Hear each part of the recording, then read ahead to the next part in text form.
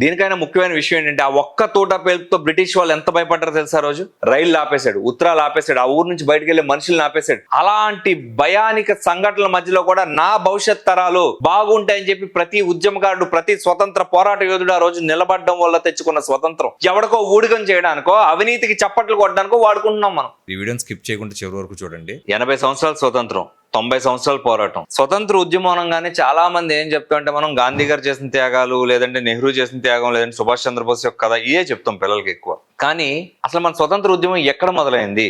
1857 March 29 Barrackpore అనే ప్రదేశంలో మంగల్ పాండే అనే సిపాయి చేసిన మొట్టమొదటి తిరుగుబాటు ఈ స్వతంత్ర ఉద్యమానికి నాంది పలికిందని ఎవరన్నా మీ పిల్లలకు చెప్తున్నారా?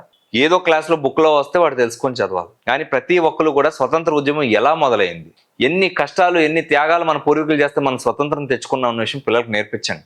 అప్పుడే వాడు సమాజంలో ధైర్యంగా ఎలా నిలబడాలి, ఒక అన్యాయంపై ఎలా పోరాడాలనే విషయం నేర్చుకుంటాడు. ఒక వాస్తవం చెప్తాను, చాలా జాగ్రత్తగా వినండి. దాదాపు 20 కోట్లు లేదా అంతకు పైగా ఉన్న జనాభా భారతదేశం. ఇంత పెద్ద దేశాన్ని అనేక మంది సామంత రాజ్యాలని కూడా బ్రిటిష్ కబంధ హస్తాలతో పరిపాలిస్తుంది. 99% భారతదేశం బ్రిటిష్ కబంధ హస్తాల్లోకి వెళ్ళిపోయింది. ఎక్కడో 1-2% మాత్రమే రాజులు పరిపాలించే పరిస్థితి. ఈ 99% భారతదేశాన్ని బ్రిటిష్ వాడు పరిపాలిస్తున్నప్పుడు జరిగింది ఏంటో తెలుసా? ఒక్క భారతీయుడు, మొత్తం అందరూ కూడా ఇలాగే భవిష్యత్తు ఉంటుందని నమ్మినప్పుడు ఒకే ఒక్క భారతీయుడు ఏదైతే అది అయింది. నేను చనిపోయే ముందు ఒక్క బ్రిటిష్ వాడినన్నా చంపేసి చచ్చిపోవాలని చెప్పి నిర్ణయించుకున్నాడు. దానికి కారణం ఏంటంటే మన సైనికులు వాడే తూటాలకి బ్రిటిష్ వాడు పంది కొవ్వు లేదా ఆవు కొవ్వు రాసి, ముస్లింస్ కి అయితే పంది కొవ్వు రాసి, హిందూస్ కి అయితే ఆవు కొవ్వు రాసి ఇచ్చేవారు. ఆ తూటాన్ని ఇప్పుడులా స్ట్రైట్ గా తీసి తుపాకులో పెట్టడానికి ఉండేది కదా, రైఫిల్స్ లో పెట్టాలంటే దాని నోటితో కరికి తీసి పెట్టాల్సిన పరిస్థితి. అలాంటి పరిస్థితుల్లో ఒక్క భారతీయుడు ఇన్ని కోట్ల మందితో సంబంధం లేదని చెప్పి అవసరమైతే నేను బ్రిటిష్ వాడికి ఎదురుగా నిలబడతా అని చెప్పి నమ్మాడు. సో ప్రతి రోజులాగే ఆ రోజు డ్రిల్ జరుగుతుంది. అందరికి కూడా 1, 2, 3 అనగానే రైఫిల్ ని తెలుసు కదా మీకు స్టెప్స్, ఎలాగైతే రన్నింగ్ రేస్ లో 1, 2, 3 స్టార్ట్ అనగానే మనం ముందు పరిగెడతామో 1, 2, 3 అనగానే పైకి పెట్టి వాళ్ళు గన్ పేల్చాలి. మొత్తం అందరూ కూడా టార్గెట్ వైపు గురిపెట్టి రెడీగా ఉన్నారు. సో 1,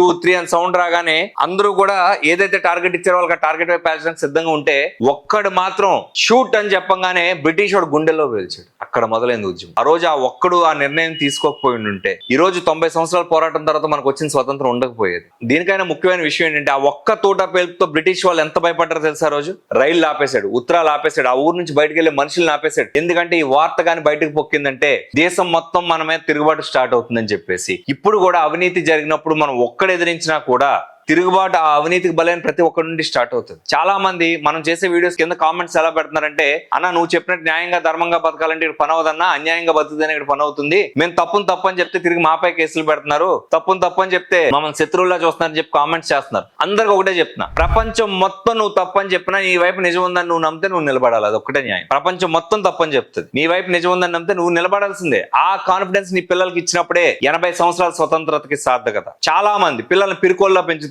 ఒక ధైర్యంగా నిజాయితీగా నిలబడడం నేర్పించట్లే. 80 సంవత్సరాల స్వతంత్రం దేనికి వాడుతున్నారో తెలుసా? గ్యాంగ్ వార్లకి, పొలిటీషియన్స్ కి, అధికారులకి చాకరీలు చేయడానికి, బ్రిటిష్ వాడు చేతుంటే కష్టపడి వదిలించుకున్న బానిసత్వాన్ని ఇంకొకటి కింద బానిసలా బతకడానికి వాడు. దీనికా తెచ్చుకున్నాం 80 సంవత్సరాల స్వతంత్రం. దీనికోసమే కష్టపడింది మన పూర్వీకులు. ఇంత త్యాగాలు చేసి రక్తం ఒలిచిపోయేలాగా, తోలు చర్మం ఒలిచిపోయేలా లాఠీ దెబ్బలు తిని ఒకడు తూటాలు దింపించుకొని జలియన్ వాలాబాగ్ ఘటన గుర్తుంది కదా మనందరికి. అందరినీ 4 గోడల మధ్యలో పెట్టి బ్రిటిష్ జనరల్ డయర్ చేసిన అరాచకత్వం, ఇంకా రక్తం ఏర్లు పార వినపడుతుంది ఆ స్థలానికి వెళ్తే. అలాంటి భయానిక సంఘటనల మధ్యలో కూడా నా భవిష్యత్ తరాలు బాగుంటాయని చెప్పి ప్రతి ఉద్యమకారుడు, ప్రతి స్వతంత్ర పోరాట యోధుడు ఆ రోజు నిలబడడం వల్ల తెచ్చుకున్న స్వతంత్రం.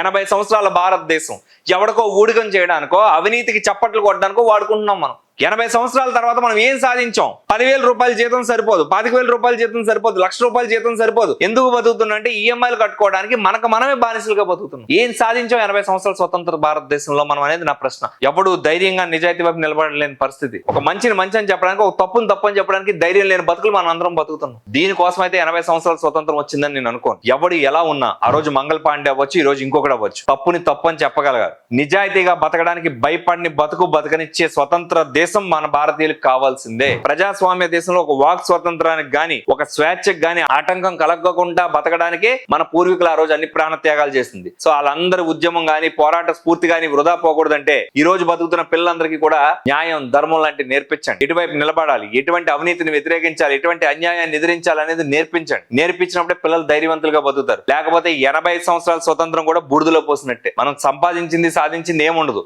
ఒక బానిసత్వం నుండి విముక్తి పొంది ఇంకో బానిసత్వం, ఆ బానిసత్వం ఏదైనా అవ్వచ్చు, అధికార బానిసత్వం అవ్వచ్చు, అహంకారం బానిసత్వం అవ్వచ్చు, లేదంటే వాడు మనల్ని ఏమంటాడని భయం మధ్యలో బతకవచ్చు, ఏదైనా అవ్వచ్చు. ధైర్యంగా మనం బతకలేని బతుకు కోసం తెచ్చుకున్న స్వతంత్రమా ఇది? ఒక్కసారి మిమ్మల్ని మీరు ప్రశ్నించుకోండి. భారతీయులందరికీ కూడా స్వతంత్ర దినోత్సవ శుభాకాంక్షలు. జై హింద్.